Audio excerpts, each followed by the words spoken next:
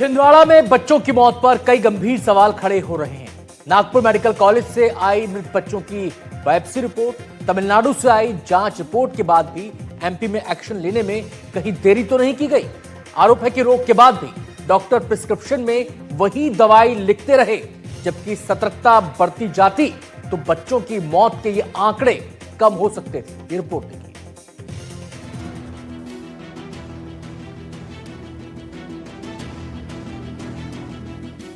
छिंदवाड़ा के परासिया ब्लॉक से जो तस्वीर सामने आई है, उसने पूरे मध्य प्रदेश की सरकारी मशीनरी की पोल खोल कर रख दी है। 14 बच्चों की मौत हुई, तब जाकर प्रशासन जागा और अब मृत बच्चों का पोस्टमार्टम करवाया जा रहा है। एनडीटीवी की पड़ताल में एक एक कर ऐसे खुलासे हुए हैं जो बताते हैं कि मध्य प्रदेश की स्वास्थ्य व्यवस्था से लेकर दवा नियंत्रण विभाग तक हर स्तर पर लापरवाही और लीपापोती हुई है। प्रशासनिक अधिकारियों का कहना है कि परिवारों ने पोस्टमार्टम की अनुमति मांगी, लेकिन उन्होंने मना कर दिया। अभी तक पोस्टमार्टम नहीं हुआ था, लेकिन अब पोस्टमार्टम करवा रहे हैं। जी क्या कारण है सर?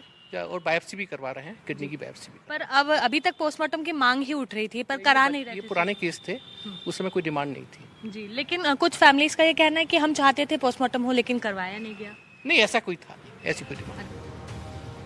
एडीएम का कहना है कि मामले पुराने थे और उस समय पोस्टमार्टम की मांग नहीं की गई थी। जबकि एनडीटीवी की टीम ने परिवारों से बात की तो सच सामने आ गया।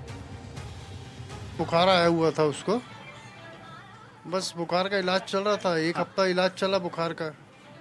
उसके बाद यूरिन करना बंद कर दिया उसने और हाथ पैर में सूजन आने लगी, पेट में सूजन आने लगी। उस दौरान हमने छिंदवाड़ा लेके गए उसको। फिर छिंदवाड़ा में इलाज समझ में नहीं आया तो नागपुर लेके गए। नागपुर में ब्लड टेस्ट वगैरह हुए तो वहाँ पर बताया कि किडनी में वर्क नहीं कर रहा होगा, डायलिसिस करना पड़ेगा। तो ये जो डॉक्टर्स हैं प्रवीण सोनी, इन्होंने कि भी आपको कोल्ड ड्रिप जो सिरप जिसके बारे में आपने सुना होगा वो दी थी? डॉक्टर सोनी के पास इलाज नहीं चल रहा था। अमन सिद्दीकी डॉक्टर प्राइवेट क्लिनिक है, एमबीबीएस है, उनके पास इलाज चल रहा था। उन्होंने भी कोल्ड ड्रिप लिखी थी? जी, कोल्ड ड्रिप लिखी थी उन्होंने। बुखार जो आते हैं, बीमारी जो आती है, नॉर्मली उसको बुखार आया था तो हमने उसको प्रवीण सोनी सर के पास लेके गए थे 21 तारीख को, जो उसको आराम लग गया था। लेकिन दोबारा पलट के उसको 25 तारीख को फिर बुखार आया तो हमने फिर उसको लेके गए थे। तो फिर उसको शाम से फिर उल्टी उसको चालू हो गई।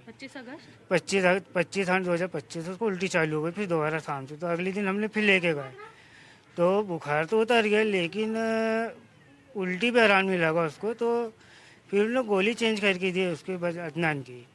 तो फिर हम लोग दिन भर रात भर तो जब रुकी थी नहीं तो हम 27 को उन्हें भर्ती कर लिए थे। फिर 17 तारीख को हमने परासिया हमारे पास में पड़ता प्रवीण सोनी के क्लिनिक में लेके गए थे। उन्होंने बच्चे को देखा और सायरप और दवाई दी। 3 दिन तक हमने दवाई पिलाई, टेबलेट खिलाया, कुछ आराम नहीं मिला। सेकेंड बार फिर 20 अगस्त को उसको दोबारा लेके गए प्रवीण सोनी के पास, तो उसने 2 दिन की फिर सायरप और टेबलेट दिया। तो 21 और 22 को खिलाया और 22 तारीख से बच्चे ने 12 बजे रात से उल्टी करना चालू कर दी। यानी बच्चों की मौत तो दर्ज हो गई, लेकिन जांच का पहला कदम पोस्टमार्टम तक नहीं उठाया गया। एनडीटीवी लगातार सवाल उठा रहा था। आखिरकार प्रशासन नींद से जागा और शनिवार को जान गंवाने वाली बच्ची योगिता के शव को कब्र से निकालकर पोस्टमार्टम करवाया गया। छिंदवाड़ा में कोल्ड ड्रिप सिरप पीने से 11 बच्चों की मौत हो चुकी है।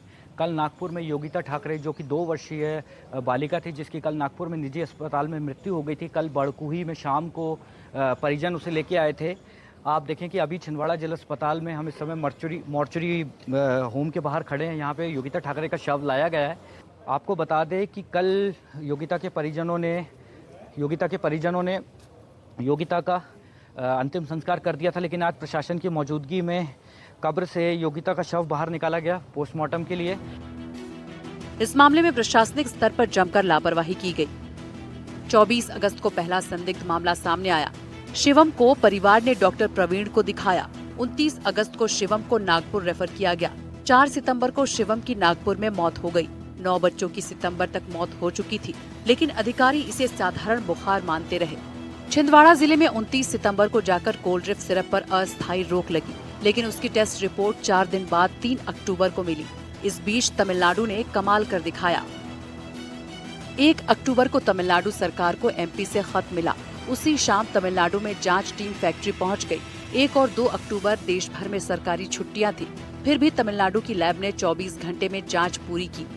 जांच में कोल्ड्रिप सिरप बैच SR13 में 48.6% डाईएथिलीन ग्लाइकॉल मिला। 3 अक्टूबर को पूरे तमिलनाडु में कोल्ड्रिप को बैन कर दिया गया। फैक्ट्री पर ताला और कंपनी श्रीसन के प्रोडक्ट्स पर रोक लगा दी। MP में डिप्टी ड्रग कंट्रोलर शोभित कोस्टा छुट्टी पर थे। भोपाल की लैब नवरात्रि और दशहरा की छुट्टियों में बंद थी। जब तमिलनाडु जांच कर रहा था, मध्य प्रदेश छुट्टी मना रहा था। जब NDTV ने पत्र उजागर किया, तब कार्रवाई की गई। MP में कोल्ड्रिप सिरप और कंपनी के उत्पादों पर रोक लगाई गई। लेकिन सवाल ये है कि अगर तमिलनाडु छुट्टियों के बीच 24 घंटे में जांच पूरी कर सकता है, तो मध्य प्रदेश को 14 मौतों के बाद होश क्यों आया? NDTV की ग्राउंड रिपोर्ट में खुलासा हुआ है कि मौतों की संख्या 9 नहीं बल्कि 12 थी और अब 14 हो चुकी है। इन सभी बच्चों में एक जैसे लक्षण थे, बुखार, उल्टियां और पेशाब बंद हो जाना, यानी वही जहर जो अब रिपोर्ट में साबित हो चुका है। नागपुर मेडिकल कॉलेज ने रीनल बायोप्सी में हफ्तों पहले ही लिख दिया था कि किडनी में टॉक्सिक एलिमेंट है, लेकिन छिंदवाड़ा स्वास्थ्य विभाग ने 29 सितंबर तक उस रिपोर्ट पर कोई कार्रवाई नहीं की। सवाल सीधा है, अगर तमिलनाडु छुट्टी में भी बच्चों की जान बचाने के लिए जांच कर सकता है, तो मध्य प्रदेश और राजस्थान मौतों के बाद भी सिर्फ रिपोर्ट का इंतजार क्यों करते रहे? NDTV के लिए छिंदवाड़ा से निहारिका शर्मा और शाश्वत शर्मा के साथ भोपाल से अनुराग द्वारी की रिपोर्ट।